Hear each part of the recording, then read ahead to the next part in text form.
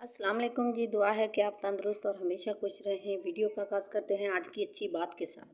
मोहतरम नाजरीन, झूठ बोलकर जीतने से अच्छा है कि तुम सच बोलकर हार जाओ। आज के जादुई टोटके। नाप उतर गई है, नीम गरम नारियल का तेल डालें। चोट लगी है तो खून रोकने के लिए रुई को नारियल के तेल में डुबोकर लगाएं। कमज़ोरी महसूस हो रही है तो 2 खजूर खाएं दूध में पकाकर, और दूध भी पी लें। औरतों को मखसूस अय्याम में बेकायदगी है तो वो 2 खजूर खा लें। गर्मी बहुत ज़्यादा लगती है तो खीरा खाएं।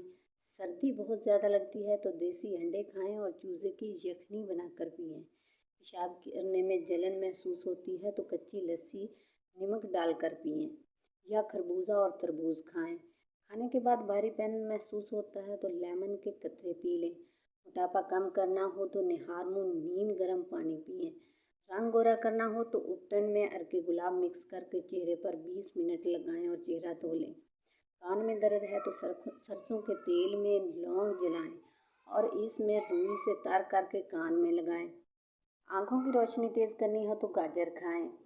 याददाश्त कमज़ोर है तो बादाम व अखरोट खाएं। लूज़ मोशन के लिए केले पर ज़ीरा लगाकर खाएं। वीडियो अगर पसंद आए तो चैनल को ज़रूर सब्सक्राइब करें और वीडियो को लाइक करें और शेयर भी करें। Thank you.